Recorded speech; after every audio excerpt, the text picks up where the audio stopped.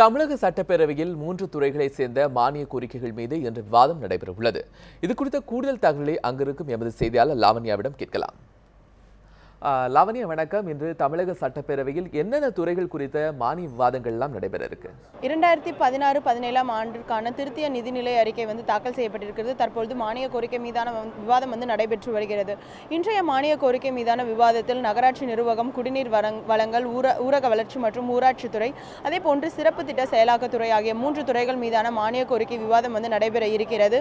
இன்றைய விவாதத்தை பொறுத்தவரையில் விவாதத்தில் பங்கேற்று பதிலுரை வழங்க அமைச்சர் SP வேலுமணி இருக்கிறார். அது மட்டும் இல்லாமல் திமுக சார்பில் இன்றைய விவாதத்தில் பங்கேற்பதற்காக சைதாப்பேட்டை சட்டமன்ற உறுப்பினர் மா சுப்பிரமணியம், அதே போன்று பழனி சட்டமன்ற உறுப்பினர் IP செந்தில்குமார் ஆகியோர் விவாதத்தில் பங்கேற்க இருக்கிறார்கள். அதே போன்று காங்கிரஸை பொறுத்தவரையில் காங்கிரஸ் சட்டமன்ற உறுப்பினர் தாராபுரம் சட்டமன்ற உறுப்பினர் திரு காளிமுத்து இந்த விவாதத்தில் பங்கேற்க இருக்கிறார். குறிப்பாக இந்த துறையை பொறுத்தவரையில் தமிழகம் முழுவதும் இருக்கக்கூடிய நகராட்சிகளில் குடிநீர் வழங்குவதற்கு அரசு என்ன மாதிரியான நடவடிக்கைகள் மேற்கொண்டு வருகிறது, கூட்டு குடிநீர் திட்டங்கள் அனைத்தும் எந்த முறையாக செயல்படுத்தப்பட்டிருக்கிறதா, ஏற்கனவே அறிவிக்கப்பட்டிருக்கக்கூடிய திட்டங்கள் எந்த நிலையில் இருக்கிறது என்பது தொடர்பாக கேள்வி எழுப்ப திட்டமிட்டிருக்கிறார்கள். அது மட்டும் இல்லாமல் சிறப்பு திட்ட செயலாக்கத்துறையை பொறுத்தவரையில் இலவசமாக வழங்கக்கூடிய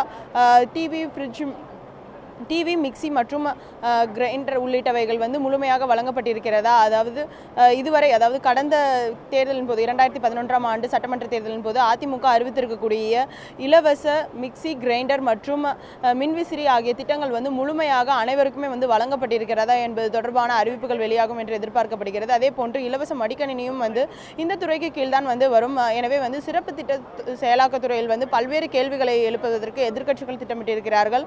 அதே போன்று உள்ளாட்சி மன்ற தேர்தல் நடைபெற இருக்கிறது. எனவே உள்ளாட்சிகளில் இருக்கக்கூடிய அமைப்புகள் தொடர்பாகவும் கேள்வி எழுப்ப திட்டமிட்டிருக்கிறதாக எதிர்க்கட்சிகள் தரப்பில் கூறப்பட்டிருக்கிறது. லாவண்யா, உங்களுடைய விரிவான தகவல்களுக்கு நன்றி.